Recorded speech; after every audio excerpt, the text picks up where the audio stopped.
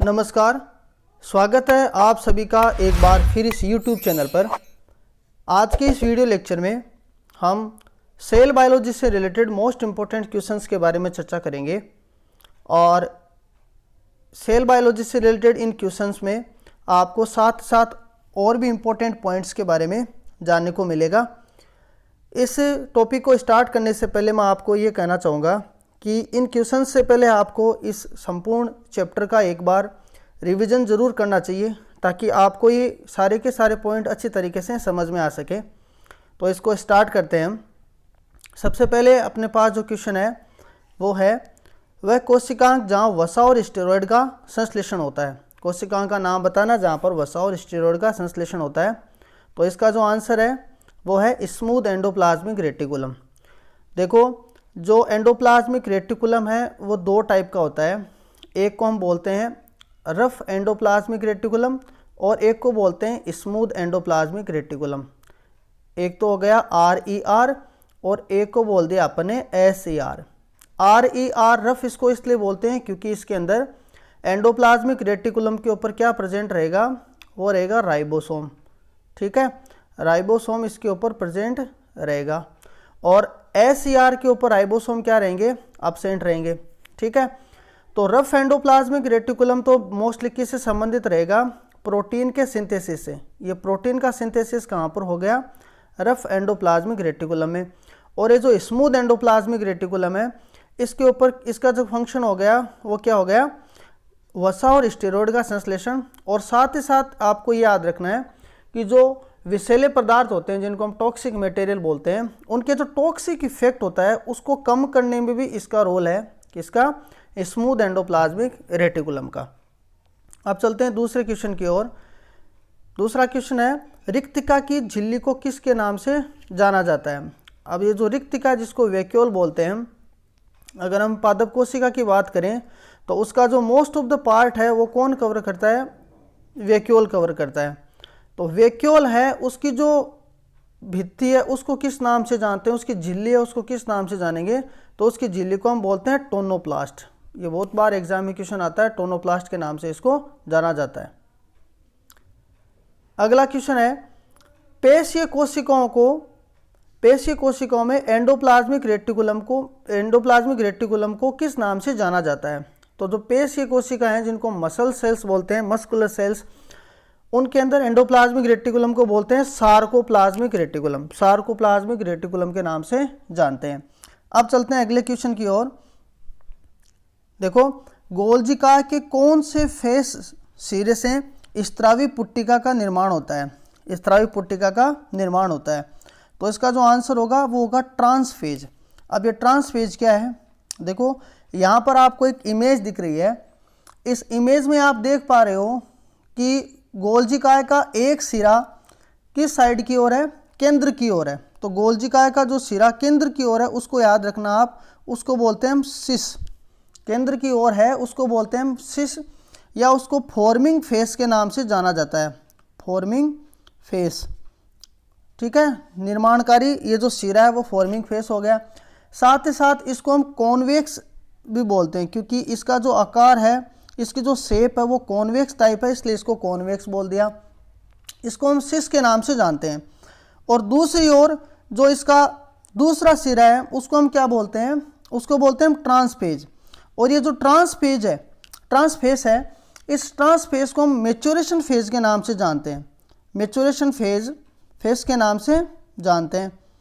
अब ये maturation phase जो है इसका, वहाँ पर क्या होते हैं, अलग अलग तरीके की पुट्टिकाएँ बनती हैं और स्त्रावित होने के बाद में वो कहाँ की ओर जाती हैं, कोशिका कला की ओर। इसका मतलब सेल मेम्ब्रेन की ओर जाएंगी। तो इसका मतलब ये जो ट्रांसफेज है इसकी जो साइड रहेगी, आप इमेज में देखते रहना, इसको ट्रांसफेज की जो साइड है वो किस साइड में रहेगी, ट्रांसफेज की वो रहेगी सेल मेम्ब्रेन की तरफ, सेल मेम्ब्रेन की तरफ।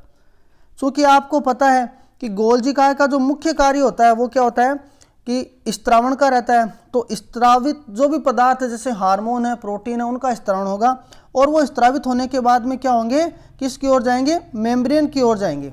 ठीक है, इसलिए इसका जो ट्रांसफेज है वो किसकी तरफ हो गया, सेल मेम्ब्रेन की तरफ। अगला क्वेश्चन देखते हैं, निम्न में से कौन सा माइटोकॉन्ड्रिया से संबंधित नहीं है। माइटोकॉन्ड्रिया से संबंधित नहीं है। इसमें पहला ऑप्शन है सर्कुलर न्यूक्लिक एसिड, दूसरा है 70S राइबोसोम, तीसरा एलिमेंट्री पार्टिकल इन मैट्रिक्स और चौथा है इसके अंदर डिवीजन थ्रू फिशन। तो याद रखना एलिमेंट्री जो पार्टिकल है वो मैट्रिक्स के अंदर नहीं प्रेजेंट रहता है, वो रहता है इनर मेम्ब्रेन की तरफ, इनर मेम्ब्रेन के अंदर होगा ये। मैट्रिक्स की ओर हो सकता है लेकिन हम मैट्रिक्स में नहीं बताएंगे इसको, ठीक है। बाकी जो माइटोकॉन्ड्रिया के अंदर सर्कुलर डबल स्ट्रैंडेड डीएनए होता है ये आपको पता है अच्छी तरीके से, और 70S राइबोसोम प्रेजेंट रहता है, और डिवीजन किसके थ्रू करता है ये, फिजन के थ्रू करता है। तो एक इम्पोर्टेंट इसमें ये हो गया। अगला क्वेश्चन देखते हैं। इस एलिमेंट्री के बारे में आपको मैं एक पॉइंट और बताना चाहूँगा। ये जो एलिमेंट्री पार्टिकल है इसको फर्नांडीज पार्टिकल के नाम से जानते हैं, F1 पार्टिकल के नाम से भी जानते हैं इसको, ठीक है, F1 पार्टिकल के नाम से जानते हैं, और साथ ही साथ इसको ऑक्सीसोम भी बोलते हैं, ऑक्सीसोम बोलते हैं इसको, और साथ ही साथ एटीपी सिंथेटेज की एक्टिविटी इसके अंदर प्रेजेंट रहती है। एटीपी सिंथेटेज ये आपको याद रखना है इसको, ठीक है।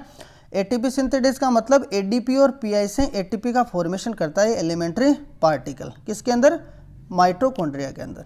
अब चलते हैं अगले क्वेश्चन की ओर। लवक प्लास्टिड जो ऑयल का संचय करता है, लवक प्लास्टिड जो किसका संचय करेगा, ऑयल का।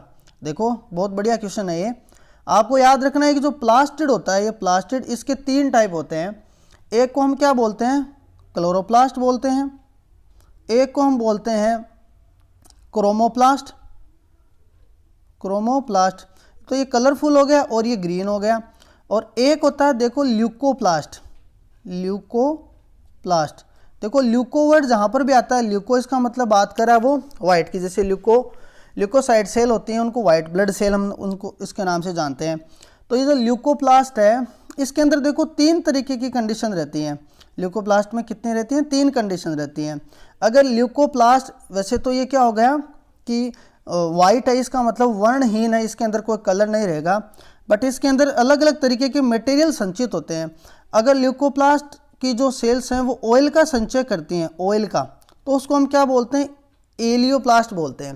देखो एलियोप्लास्ट के अंदर देखो ओ आ रहा है, आई आ रहा है और एल आ रहा है, ऐसे याद रख लेना। तो ये ऑयल का संचय करता है। एक आता है एल्यूरोप्लास्ट, एक आता है एल्यूरोप्लास्ट जिसको अपन देखो सी में मैंने लिख रखा है, एल्यूरोप्लास्ट एल्यूरोन लेयर होती है।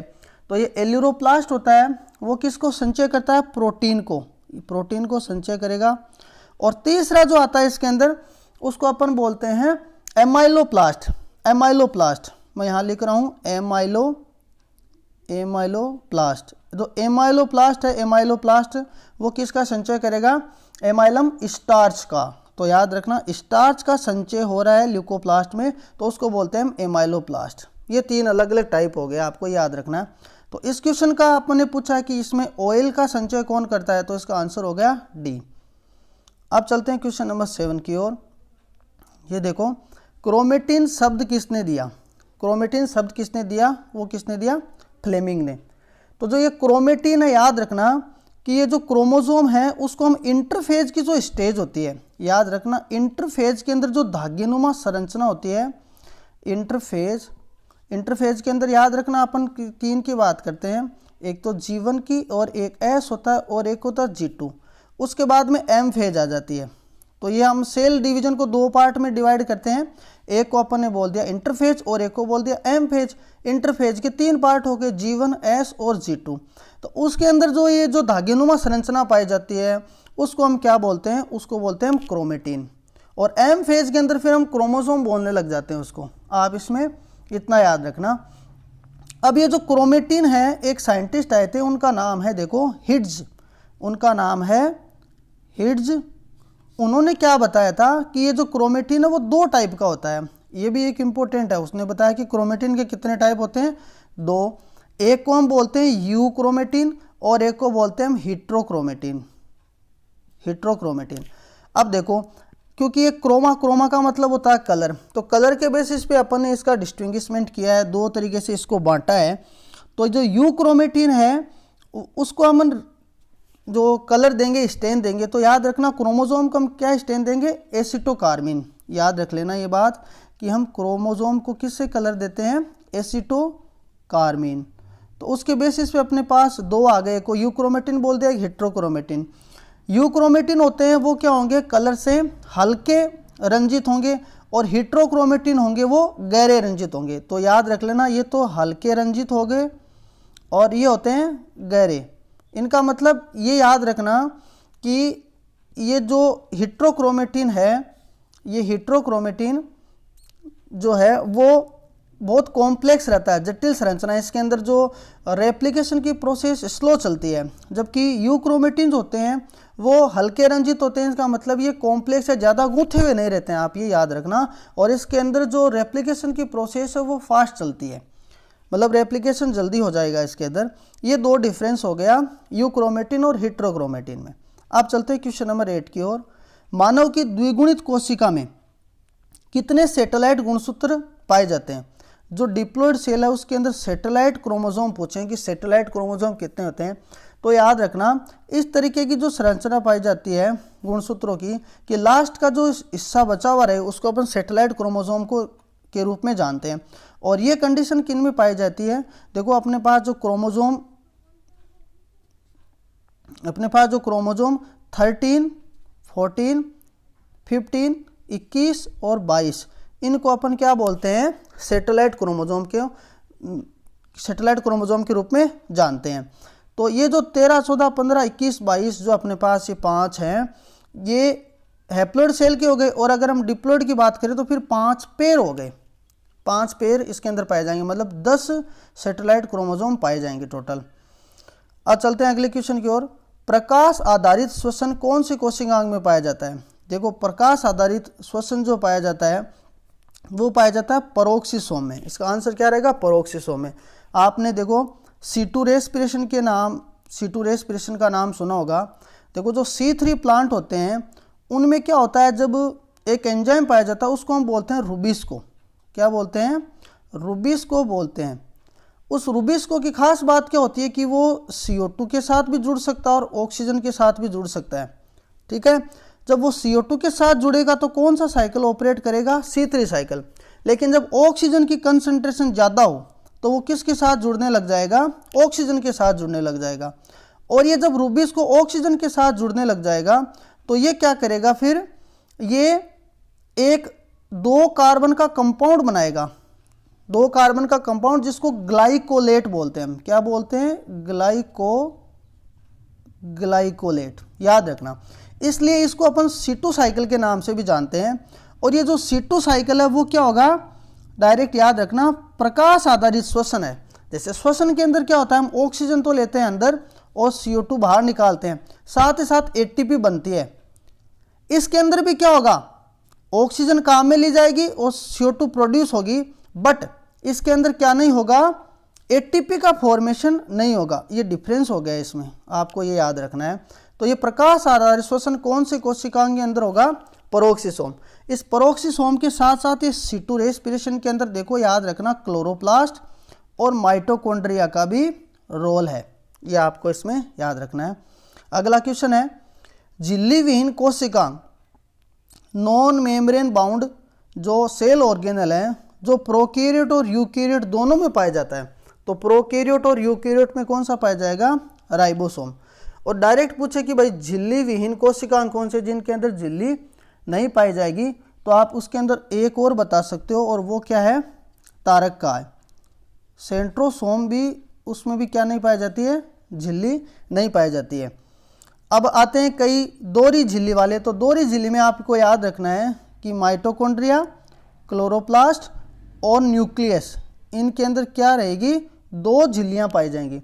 इनके अलावा बचे हुए हैं वो क्या रहेंगे, एक झिल्ली के। जैसे हम गोल्जी का बता सकते हैं, एंडोप्लाज्मिक रेटिकुलम बता सकते हैं, लाइसोसोम बता सकते हैं, उनके अंदर क्या रहेगी, एक झिल्ली रहेगी। अब चलते हैं अगले क्वेश्चन की ओर, और वो है बैक्टीरिया की कौन सी संरचना चिपचिपी बनाती है। मतलब बैक्टीरिया को मान लो किसी सरफेस के साथ चिपकना है तो ऐसी कौन सी संरचना होगी जो उसको चिपचिपा बनाएगी। उसको अपन क्या बोलते हैं, उस संरचना को बोलते हैं ग्लाइकोकैलेक्स के नाम से उसको हम जानते हैं। और ये क्या होती है, जैसे बैक्टीरिया के अंदर बात करें तो ये सेल मेम्ब्रेन के बाहर मान लो सेल वॉल, और उसके बाद में एक और स्ट्रक्चर पाई जाती है जिसको अपन क्या बोलते हैं, ग्लाइकोलेक्स। ये याद रखना अपना, ये आपको ये याद रखना है। अब ये क्या होती है कि इसका मेन काम क्या हो गया, एक तो हो गया इसका मेन काम एडेशन, मतलब इसको जो चिपचिपा प्रदान करती है, और ये चिपचिपी प्रकृति होती है, इसके कारण ये सरफेस के साथ आराम से चिपक जाता है। साथ ही साथ इसका एक काम और याद रख लेना, वो होता है प्रोटेक्शन।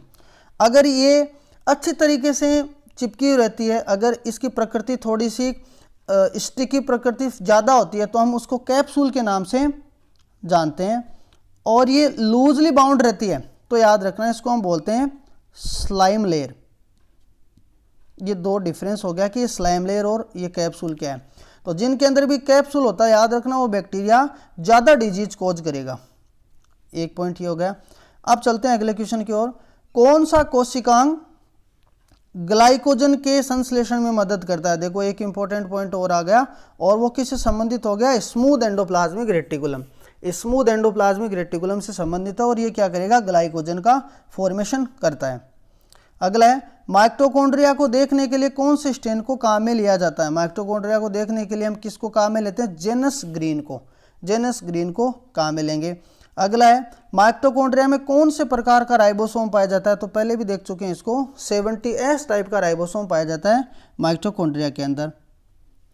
अगला क्वेश्चन है डबल मेम्ब्रेन बाउंड ऑर्गेनल कौन से हैं? तो डबल मेम्ब्रेन बाउंड जो ऑर्गेनल हैं माइटोकॉन्ड्रिया, क्लोरोप्लास्ट, और साथ ही साथ में अपने पास केंद्रक है, वो भी क्या होता है, डबल मेम्ब्रेन बाउंड रहता है। अगला क्वेश्चन है किस अंगक में बहुरूपता पाई जाती है? मतलब पॉलीमॉर्फिज्म पाए जाते हैं, मतलब ऐसा ऑर्गेनल जिसके अलग अलग रूप पाए जाते हैं उसको हम क्या बोलते हैं, बहुरूपता। इसका एक आंसर क्या रहेगा, लाइसोसोम। देखो लाइसोसोम जो है वो 4 टाइप का होता है। लाइसोसोम कितने टाइप का रहेगा, 4 टाइप का होता है। एक को हम क्या बोलते हैं, लाइसोसोम को प्राइमरी लाइसोसोम बोलते हैं, एक होता है सेकेंडरी लाइसोसोम, एक को हम बोलते हैं अवशिष्ट या रेसिड्यूअल लाइसोसोम। मतलब कोई भी अगर अपशिष्ट पदार्थ लाइसोसोम के अंदर रह जाता है तो उस लाइसोसोम को हम क्या बोलते हैं, रेसिड्यूअल लाइसोसोम के नाम से जानते हैं। और जो लास्ट बचता है इसके अंदर उस लाइसोसोम को बोलते हैं हम ऑटोफेजिक वैक्यूल। उसको बोलते हैं हम ऑटोफेजिक वैक्यूल। आपने ऐसा नाम सुना होगा कि लाइसोसोम को आत्मघाती थैली के नाम से जानते हैं। तो लाइसोसोम की ये जो प्रकृति है ऑटोफेजिक प्रकृति, वो उसको आत्मघाती थैली के रूप में बनाता है। मतलब ये जो सेल ऑर्गेनल हैं, डेब्रीज हैं या अवशिष्ट पदार्थ हैं, उनको डेथ करने में काम में आएगा, इसलिए ऑटोफेजिक वैक्यूल के नाम से इसको जानते हैं। ये हो गया लाइसोसोम। अब देखो हम देखते हैं अगला क्वेश्चन 17 है diagrammatic representation of karyotype of species. जो किसी भी स्पीशीज का कैरियोटाइप है उसको डायग्रामेटिकली प्रदर्शित करना क्या कहलाता है, याद रखना इडियोग्राम कहलाता है। डायग्रामेटिक उसको अपन अरेंज करेंगे तो उसको हम क्या बोलेंगे, इडियोग्राम। ठीक है। अब 2 वर्ड आ रहे हैं इसके अंदर, एक तो आता है इसके अंदर कैरियोटाइप और एक आता है इडियोग्राम। इसमें डिफरेंस देखते हैं। देखो कैरियोटाइप का मतलब होता है किसी भी इंडिविजुअल का जो कंप्लीट सेट है क्रोमोजोम का, कंप्लीट सेट ऑफ क्रोमोजोम जिसको अपन ने रिएजेंट से स्टेन किया और हम देख रहे हैं उसको अपन क्या बोलते हैं, कैरियोटाइप, जो उसकी मॉर्फोलॉजी को बता रहा होता है। जबकि जो इडियोग्राम है उसको हम क्या करेंगे, डिसेंडिंग ऑर्डर में अरेंज करेंगे। जैसे देखा होगा आपने कि ह्यूमन बीइंग के 1 से लेकर 23 जो क्रोमोजोम है उसको हम क्या करेंगे, डिसेंडिंग ऑर्डर के अंदर अरेंज करेंगे। सबसे पहला जो क्रोमोजोम हो सबसे बड़ा होगा, उसके बाद में धीरे धीरे क्रोमोजोम क्या होते जाते हैं, जैसे जैसे आगे जाएंगे हम छोटे होते जाते हैं। तो इस तरीके का जो अरेंजमेंट है डिसेंडिंग ऑर्डर में उसको हम क्या बोलते हैं, इडियोग्राम। अगला है अंगक जो इकाई झिल्ली से नहीं गिरे होते हैं, इकाई झिल्ली से नहीं गिरे रहते हैं। इसके अंदर क्या आ गया, एक तो आ गया राइबोसोम, एक आ गया सेंट्रियोल। और न्यूक्लियोलस जो होता है उसके अंदर भी झिल्ली क्या रहती है, एब्सेंट रहती है, क्योंकि न्यूक्लियोलस का फॉर्मेशन भी क्या होता है, ये जो क्रोमोजोम्स हैं कुछ सेलेक्टिव क्रोमोजोम्स हैं उनके अरेंजमेंट से क्या बनता है, न्यूक्लियोलस, जिसको केंद्रिका के नाम से हम जानते हैं। अगला रिक्तका में कौन सा घुलनशील वर्णक पाया जाता है? देखो याद रखना, जितने भी फ्लावरिंग प्लांट रहते हैं और उनका बेसिकली जो कलर रहता है वो ब्लू रहता है, वो उनकी वैक्यूल के अंदर प्रेजेंट एक रिएजेंट होता है उसके कारण होता है, और उसको हम बोलते हैं एंथोसाइनिन। उस एंथोसाइनिन की वजह से ये होता है। ये एंथोसाइनिन रिएजेंट होता है, वो इस काम को करता है। अगला जो क्वेश्चन है, कोशिका के अंदर जो पेप्टाइड संश्लेषण है, आपने देखा होगा पेप्टाइड बॉन्ड बनता है, वो कहाँ होता है? कोशिका के अंदर पेप्टाइड बॉन्ड कहाँ बनेगा? राइबोसोम के अंदर। क्योंकि राइबोसोम के अंदर क्या होता है, देखो राइबोसोम की 2 यूनिट रहती हैं। एक को हम बोलते हैं, जैसे अगर हम बात करें राइबोसोम के 2 टाइप की, तो एक जो राइबोसोम होता है उसको अपन बोलते हैं 70S राइबोसोम, और एक को बोलते हैं 80S राइबोसोम। 70S राइबोसोम की 2 यूनिट होती हैं, एक को बोलते हैं हम 30S राइबोसोम, एक को बोलते हैं हम 50S राइबोसोम। एस इसका श्वेतबर्ग यूनिट के नाम से इसको जानते हैं। और 80S के 2 टाइप होते हैं, एक को हम बोलते हैं इसके अंदर 40S राइबोसोम, और एक को बोलते हैं हम 60S राइबोसोम। समझे आप? अब देखो ये जो राइबोसोम की स्ट्रक्चर रहती है, इसके अंदर जो, जैसे मालूम है जो 70S राइबोसोम उसकी बात करूं, तो इसका जो एक पोर्शन तो हो गया 50S, और एक पोर्शन को अपन ने बोल दिया 30S। ठीक है, इसके पोर्शन को आप याद रखना, जो 50S है वो बड़ा रहेगा और 30S है वो छोटा रहेगा। इस तरीके से हम इसको ऐसे थोड़ा लिख लें कि ये छोटा पोर्शन नीचे कर लिया अपन ने, इसको बड़ा कर लिया, जो ये 30S है और ये हो गया 50S। तो जो 50S वाला पोर्शन है वहाँ पर क्या होता है, पेप्टाइड बॉन्ड बनता है, और उस पेप्टाइड बॉन्ड के फॉर्मेशन की प्रोसेस है वो कहाँ पर हो रही है? राइबोसोम के अंदर हो रही है। अगला जो क्वेश्चन है वो है माइटोकॉन्ड्रिया में प्रोटॉन कहाँ एकत्रित होते हैं? माइटोकॉन्ड्रिया में प्रोटॉन कहाँ एकत्रित होते हैं? तो जब हम माइटोकॉन्ड्रिया की स्ट्रक्चर देखते हैं, तो ये माइटोकॉन्ड्रिया की आउटर मेम्ब्रेन हो गई, फिर ये इनर मेम्ब्रेन हो गई माइटोकॉन्ड्रिया की, और इस पोर्शन को हम क्या बोलते हैं? इस पोर्शन को बोलते हैं मैट्रिक्स। ठीक है, तो होता क्या है इसके अंदर कि माइटोकॉन्ड्रिया की जो ये मैट्रिक्स है, वहाँ से क्या होता है, प्रोटॉन मूव करके कौन से एरिया की ओर आ जाते हैं? ये इंटर मेम्ब्रेन स्पेस है, वहाँ पर आ जाते हैं। फिर यहाँ पर ये एकत्रित हो जाते हैं। फिर क्या होता है, इनका movement higher concentration to low concentration, वापस से किसकी तरफ चले जाते हैं? मैट्रिक्स की तरफ चले जाते हैं। ठीक है, इस प्रोसेस के अंदर मैंने आपको जो बताया था कि ये जो F1 जो पार्टिकल होता है, जो माइटोकॉन्ड्रिया की इनर मेम्ब्रेन के अंदर पाया जाता है, जिसको हम क्रिस्टी के नाम से जानते हैं, वहाँ पर क्या होता है, फिर एटीपी का सिंथेसिस होता है किस साइड की ओर? मैट्रिक्स की साइड ओर। तो यहाँ जो क्वेश्चन पूछा है कि प्रोटॉन कहाँ एकत्रित होते हैं, तो प्रोटॉन याद रखना low concentration to higher concentration की ओर आते हैं। और ये जो 2 मेम्ब्रेन के बीच का जो स्पेस है, ये जो स्पेस है ये वाला, इसको हम बोलते हैं inter membrane space, peri mitochondrial space के नाम से भी इसको जाना जाता है। ठीक है, अगला क्वेश्चन है कि मध्य पटलिका मिडिल लेमेला किसकी बनी होती है? मिडिल लेमेला किसकी बनी होती है? तो ये बनी होती है कैल्शियम और मैग्नीशियम पेक्टेट की, कैल्शियम और मैग्नीशियम पेक्टेट की बनी होती है। अगला क्वेश्चन है कोशिका द्रव्य नर वंध्यता की जीन कहाँ पाई जाती है? तो जो मेल स्टेराइल प्लांट्स हैं, जिनके अंदर क्या होता है कि जो पोलन ग्रेन्स होते हैं वो फर्टाइल नहीं रहते हैं, इनफर्टाइल पोलन ग्रेन का फॉर्मेशन होता है, उनमें रिप्रोडक्शन की कैपेसिटी नहीं पाई जाएगी, तो उसकी जो जीन्स है वो कहाँ पाई जाएगी? वो पाई जाएगी माइटोकॉन्ड्रियल जीनोम के अंदर, माइटोकॉन्ड्रियल जीनोम के अंदर वो पाई जाएगी। अगला जो क्वेश्चन है पोलिटीन गुणसूत्र की खोज किस में की गई? पोलिटीन क्रोमोसोम है, उसकी खोज बाल्बियानी ने की थी, और ये जो खोज है वो ड्रोसोफिला के अंदर की गई थी, जिनको ड्रोसोफिला की जो लार ग्रंथियाँ होती है, स्लेवरी ग्लैंड्स बोलते हैं, उनके अंदर खोज की गई थी, ये ड्रोसोफिला के अंदर की गई पोलिटीन क्रोमोसोम की।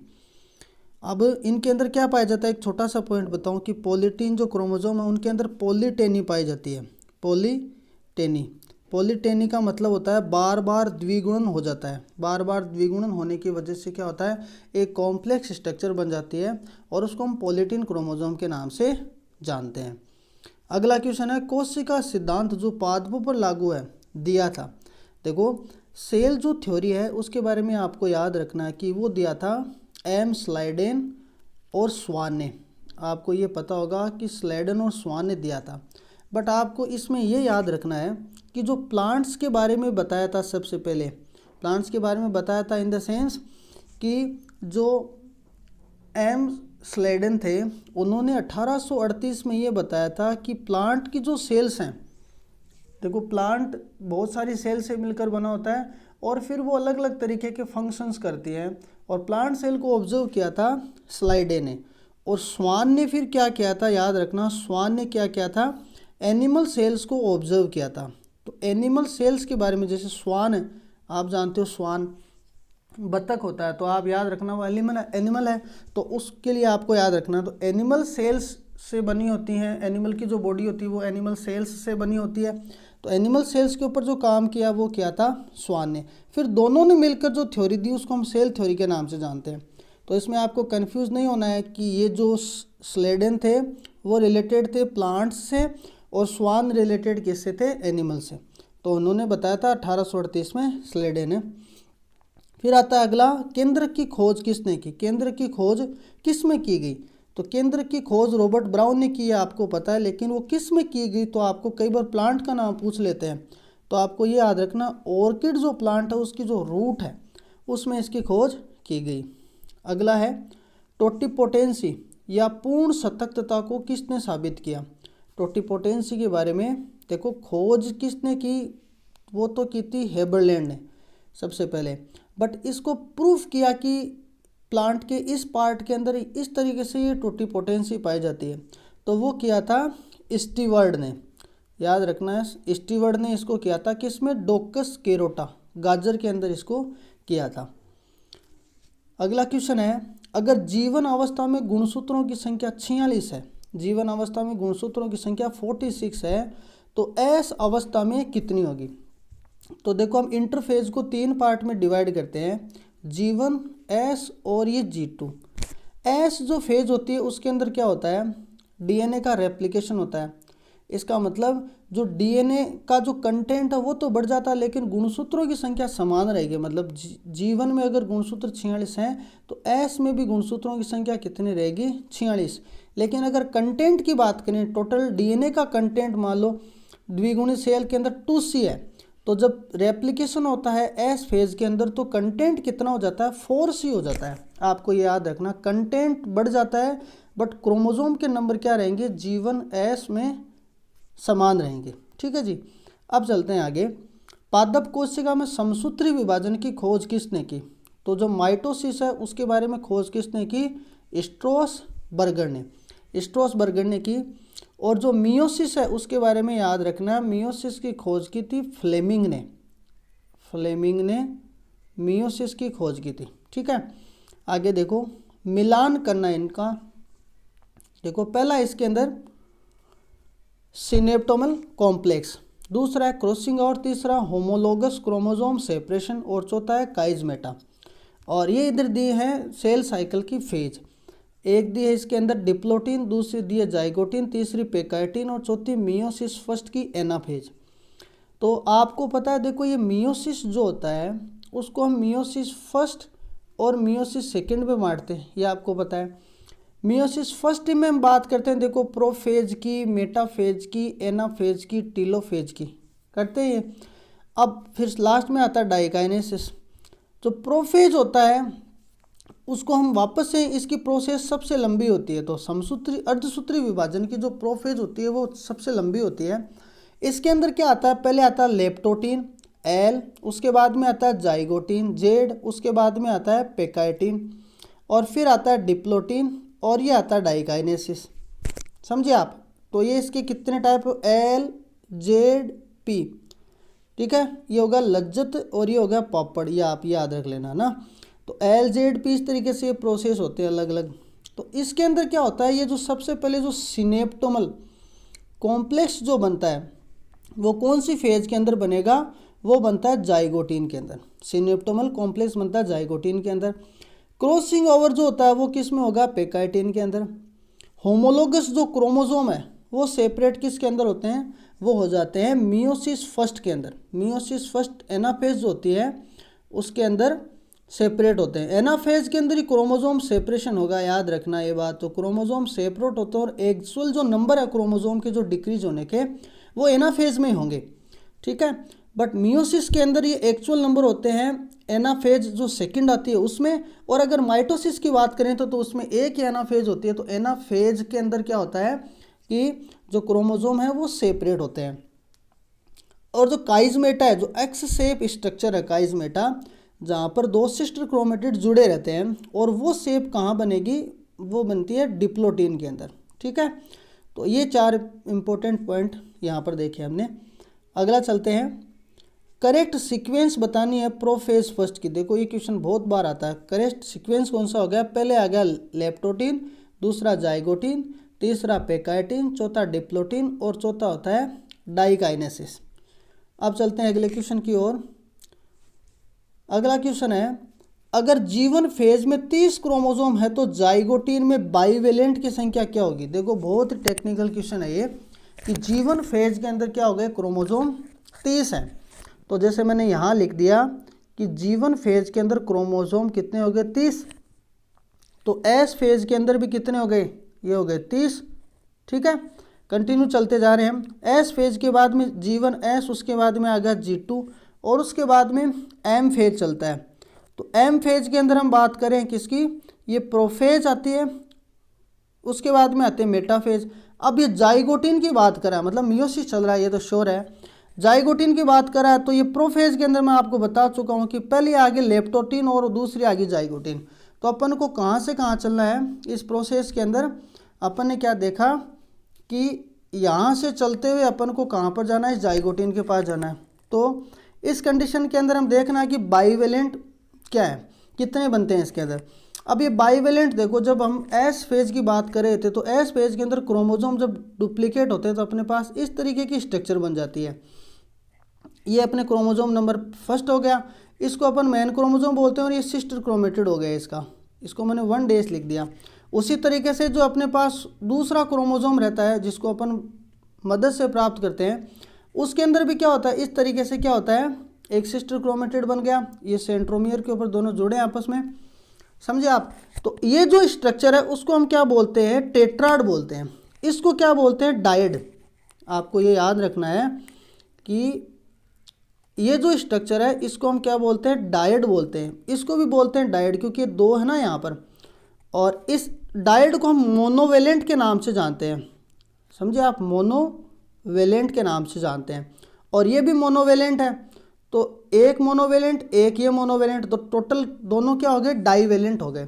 तो हम डाइवेलेंट को मैं सिंपली बताऊँ आप, तो आप डाइवेलेंट या बाइवेलेंट को टेट्राड के नाम से भी जान सकते हो, ठीक है, टेट्राड के नाम से भी जानते हैं। और इसकी जो स्ट्रक्चर रहती है वो इस तरीके की रहती है, समझे आप। ये हो गया एक बाइवेलेंट। अब देखो, अगर हम क्रोमोसोम की बात करें तो जीवन फेज में अगर 30 क्रोमोसोम है तो जाइगोटीन के बाइवेलेंट में क्रोमोसोम की संख्या क्या हो जाएगी, हाफ हो जाएगी। आपको ये याद रखना है कि क्रोमोसोम की संख्या क्या हो गई, हाफ, मतलब 15 बाइवेलेंट का फॉर्मेशन होगा, मतलब 15 इस तरीके की संरचनाएं बनेंगी, ठीक है। अब आगे चलते हैं, 100 सीड को बनाने के लिए कितने अर्धसूत्री विभाजन की आवश्यकता होगी। तो इसके लिए देखो डायरेक्ट एक फॉर्मूला है। अगर सीधा पूछा जाए कि अगर आपको इसमें टेक्निकली नहीं जाना हो, डायरेक्ट इसको कैलकुलेट करना हो, तो आपको क्या करना है, उसकी वैल्यू पुट कर देनी है सीड की। जैसे 100 सीड हैं तो अपन x की वैल्यू यहाँ पर 100 मान लेंगे, 100 ये लिख दिया मैंने यहाँ पर 4, ठीक है। अब जब इसको हम कैलकुलेट करेंगे तो इसके नंबर कितने आएंगे अपने पास, 125। ये सीधा सा फॉर्मूला है। अदरवाइज आपको पता है कि अर्धसूत्री विभाजन इसके अंदर अपन को काउंट करने हैं। तो एक अपन को सीड बनाना है तो अपन को एक तो मेल पार्ट के रूप में अपन को पोलन ग्रेन लाना पड़ेगा, और फीमेल पार्ट के रूप अपन को क्या लाना पड़ेगा, एग लाना पड़ेगा, ठीक है। तो अपन को कितने चाहिए, 100 तो पोलन ग्रेन चाहिए और 100 ही एग चाहिए, समझे आप। तो 100 पोलन ग्रेन बनाने के लिए अपन को कितने मियोसिस चाहिए, 25 चाहिए, और एग बनाने के लिए कितने चाहिए, 100, क्योंकि एक मियोसिस से एक ही एग बनता है, आपको इतना याद रखना है। तो ये 25 तो ये हो गए, 100 ये हो गए, तो 125 से आ गया।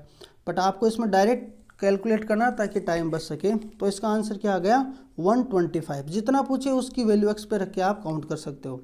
अगला क्वेश्चन है डीएनए रेप्लिकेशन और सेंट्रियोल के द्विगुणन कौन सी प्रावस्था में होता है। देखो सेंट्रियोल होता है उसके अंदर भी क्या होता है द्विगुणन होता है। रेप्लिकेशन की प्रोसेस होगी उसमें भी वो डुप्लीकेट होता है सेंट्रियोल भी। और ये दोनों ही प्रोसेस कौन सी फेज के अंदर होगी एस के अंदर। आपको याद रखना है देखो G1 एस और ये होता है G2। तो एस फेज में रेप्लिकेशन होता है हमेशा याद रखना आपको। एस फेज में क्या रहेगा रेप्लिकेशन होता है। G1 फेज में क्या होगा रेप्लिकेशन के लिए जो रिक्वायर्ड प्रोटीन्स हैं वो बन जाती हैं और मोस्ट ऑफ द ऑर्गेनेल बन जाते हैं। ठीक है मोस्ट ऑफ द ऑर्गेनेल्स किस में बन जाते हैं G1 फेज के अंदर बन जाते हैं। और हिस्टोन जो प्रोटीन होती है वो कहाँ पर बनती है एस फेज के अंदर।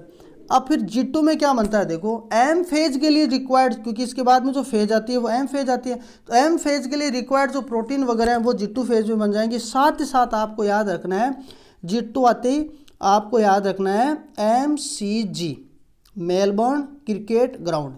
एम से याद रखना है आपको माइटोकॉन्ड्रिया, सी से याद रखना है क्लोरोप्लास्ट और जी से याद रखना गोल्जी बॉडी। गोल्जी बॉडी ये तीनों के तीनों कहाँ पर बनेंगे G2 फेज के अंदर। ठीक है आगे चलते हैं। देखो माइक्रोट्यूब्यूल गुणसूत्र के जिस भाग से जुड़ते हैं वो क्या कहलाता है उसको अपन क्या बोलते हैं काइनेटोकोर। आपने देखा होगा कि एक सेल जब डिवीजन करती है उस कंडीशन में क्या होता है कि जैसे ये सेल है और हम बात करते हैं जैसे मेटाफेज की, तो क्रोमोसोम इस तरीके से क्या होते हैं यहाँ पर अलाइन हो जाते हैं। मेटाफेज प्लेट के ऊपर क्या होते हैं अलाइन हो जाते हैं। तो यहाँ से क्या करता है सेंट्रोमियर इनको क्या करता है पुल करता है। सेंट्रोमियर क्या करता है खींचता है इनको। तो यहाँ से निकलने वाली जो किरणें रहती हैं तारा किरणें जिनको हम बोलते हैं वो क्या करते हैं इनको खींचते हैं और ये माइक्रोट्यूब्यूल से बनी होती हैं। तो ये माइक्रोट्यूब्यूल की जो प्रोटीन्स रहती हैं वो क्या करती हैं ये जो गुणसूत्र है उसका ये जो काइनेटोकोर है वहाँ से जुड़ी रहती हैं और इसको क्या करते हैं एनाफेज के अंदर ऊपर की ओर खींच लेती हैं। तो एनाफेज में ये क्रोमोसोम क्या हो जाते हैं सेपरेट हो जाते हैं। तो सीधा सा है माइक्रोट्यूब्यूल गुणसूत्र के जिस भाग से जुड़ते हैं वो क्या हो गया काइनेटोकोर। अगला है गुणसूत्र की आकारिकी और संरचनाएं देखनी है तो कौन सी अवस्था का चुनाव करेंगे। अगर अपन को क्या देखना है गुणसूत्र की मॉर्फोलॉजी देखनी है कि गुणसूत्र किस तरीके का है, ये मॉर्फोलॉजी हो गई। ठीक है तो अपन को क्या करना पड़ेगा किसको चूज करना पड़ेगा मेटाफेज को। और अगर अपन को गुणसूत्र की अलग अलग शेप्स देखनी है जैसे आपने सुना होगा गुणसूत्र जो होता है वो इस तरीके से वी शेप में भी होता है। गुणसूत्र जो होता है वो क्या होता है एल शेप में भी होता है। तो गुणसूत्र की जो अलग अलग शेप्स अगर अपन को देखनी है तो अपन किस फेज का चुनाव करेंगे वो करेंगे अपन एनाफेज का। अगला है हिस्टोन प्रोटीन का संश्लेषण कहाँ होता है मैं बता चुका हूँ आपको एस फेज में। द्विगुणित कोशिका को कोल्चिसिन से ट्रीटमेंट देने पर वो हो जाएगी। देखो कोल्चिसिन का ट्रीटमेंट हम क्या करते हैं कि उसकी जो प्लॉइडी है उसको इंक्रीज करने के लिए काम में लेते हैं, उसकी गुणिता है उसको इंक्रीज करने के लिए काम में लेते हैं। तो डिप्लॉइड जो सेल होती है कोल्चिसिन से ट्रीटमेंट करने के बाद में ये जो है वो हो जाएगा 4N। ये कोल्चिसिन है एक प्लांट से ऑब्टेन होती है उसका नाम है कोल्चिकम। ठीक है और ये सोलेनेसी फैमिली से रिलेटेड है। अगला जो क्वेश्चन है वो है माइटोकॉन्ड्रिया शब्द किसने दिया। तो ये माइटोकॉन्ड्रिया का जो शब्द दिया वो दिया था सी बेंडा ने। और माइटोकॉन्ड्रिया की जैसे खोज की बात करें तो हम माइटोकॉन्ड्रिया की खोज किसने की थी कोलिकर ने इंसेक्ट की जो मसल्स थी उसके अंदर इसकी डिस्कवरी की थी, समझे आप। बट जंतु कोशिका में इसको किसने खोजा था, जंतु कोशिका में आ जाए ना तो हम क्या बताएंगे, इसको खोजा था वो फ्लेमिंग ने और अल्टमान ने, दो साइंटिस्ट थे, एक का नाम फ्लेमिंग और एक का नाम है अल्टमान। अल्टमान ने क्या किया, इसको जंतु कोशिका में खोजा था। ठीक है,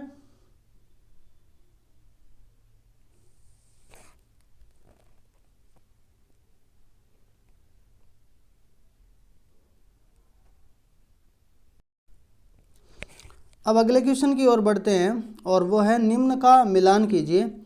और इसके अंदर है पहला है इसके अंदर क्वांटासोम और उसके बाद में ऑक्सीसोम, उसके बाद में डिक्टियोसोम और एक जिंदर जिसको जिनोपोर के नाम से जानते हैं। तो देखो क्वांटासोम पाया जाएगा किसके अंदर, हरित लवक के अंदर। जो हरित लवक होता है उसके अंदर देखो ये जो पोर्शन रहता है उसको अपन थाइलेकोइड बोलते हैं, जिसको ग्रेना वाला पोर्शन बोलते हैं। वहाँ पर क्या पाई जाती है, छोटी छोटी यूनिट पाई जाती है जिसके अंदर लाइट रिएक्शन होती है। तो प्रकाश संश्लेषण की इकाई को हम किसके नाम से जानते हैं, क्वांटासोम। ऑक्सीसोम होता है वो किसके अंदर पाया जाएगा, माइटोकॉन्ड्रिया, जो हम देख चुके हैं।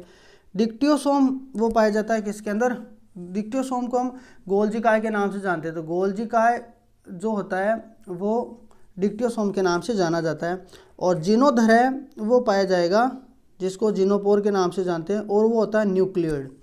न्यूक्लियोइड क्या रहता है कि जो बैक्टीरिया है जैसे उसका जो डीएनए होता है, जेनेटिक मटेरियल जो होता है वो स्टोन प्रोटीन से घिरा हुआ नहीं रहता है, तो उसका जो स्ट्रक्चर बनती है उसको हम क्या बोलते हैं, जिनोपोर। अगला है निम्न को मिलान कीजिए। पहला इसके अंदर क्लोरोप्लास्ट, दूसरा माइटोकॉन्ड्रिया है, तीसरा है एंडोप्लाज्मिक रेटिकुलम और चौथा पेरोक्सिसोम। तो जो क्लोरोप्लास्ट है उसकी डिस्कवरी की थी शिम्पेयर ने। माइटोकॉन्ड्रिया उसको पादप कोशिकाओं में किसने देखा था, एफ मिविस ने, ये आपको याद रखना है इसमें। एंडोप्लाज्मिक रेटिकुलम का हो गया पोर्टर और पेरोक्सिसोम का हो गया डिड्यू, ये हो गया। अगला है निम्न को मिलान कीजिए। राइबोसोम जंतु कोशिका में, राइबोसोम पादप कोशिका में, केंद्रिक और ग्लाइकोसोम, केंद्रिक और ग्लाइओक्सिसोम, इसकी डिस्कवरी के बारे में बताना है। तो इसके अंदर है सबसे पहले राइबोसोम को जंतु कोशिका में खोजा था पेलेडे ने, राइबोसोम को पादप कोशिका में खोजा रॉबिन्सन एंड ब्राउन ने, केंद्रिक की खोज किसने की थी, फोंटाना ने, और ग्लाइओक्सिसोम की खोज की थी बीवर्स ने। अगला जो क्वेश्चन है, केंद्रक कोशिका द्रव्य गुणांक का सूत्र बताइए। मतलब केंद्रक और कोशिका द्रव्य का कितना आयतन है, वॉल्यूम है, उसको काउंट करने का एक फॉर्मूला आता है। डायरेक्ट कई बार क्वेश्चन पूछा जाता है कि केंद्र की जितनी साइज होगी कोशिका द्रव्य का मान उतना ही होगा, आयतन उतना ही होगा, उसके बेसिस पे हम काउंट करते हैं इसको। तो इसको बोल दिया एनपी न्यूक्लियोप्लाज्मिक इंडेक्स, इसको VN VC minus VN. VN का मतलब volume of nucleus, volume of nucleus, और वीसी का मतलब वॉल्यूम ऑफ साइटोप्लाज्म। तो volume of cytoplasm minus volume of nucleus, इसको अपन किससे डिवाइड करें, वॉल्यूम ऑफ न्यूक्लियस से। ये फॉर्मूला आपको याद रखना है इसको, V N VC minus V N. आगे है द्विगुणित पादप कोशिका जिसमें सबसे ज़्यादा गुणसूत्र पाए जाएंगे। सबसे ज़्यादा गुणसूत्र किसमें पाए जाते हैं, ओफियोग्लोसम रेटिकुलेटम। तो याद रखना है इसकी द्विगुणित कोशिका के अंदर होते हैं 1260, और अगर हम हैप्लोइड की बात करते हैं तो ये होता है 630। ठीक है जी।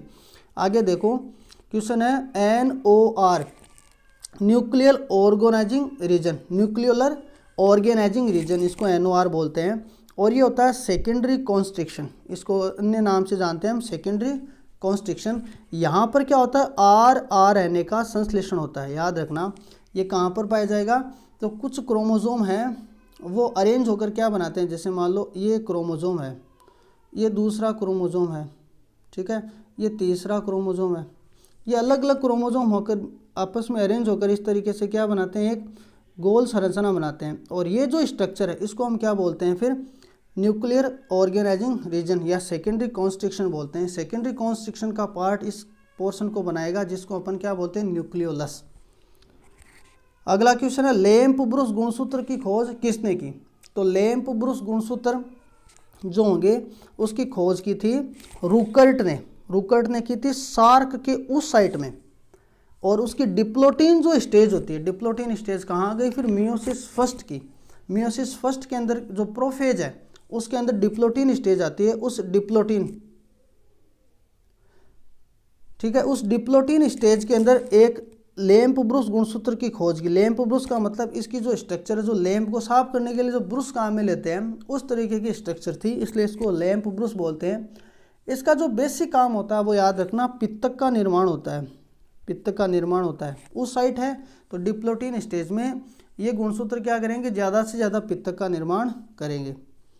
अगला क्वेश्चन है कोशिका विभाजन में सेल प्लेट कौन सी कोशिका में बनता है। तो कोशिका विभाजन में देखो, जब हम लास्ट डिवीजन की बात करते हैं तो एक तो बनती है सेल प्लेट और एक बनता है सेल फ्यूरो, खांच जिसको बोलते हैं।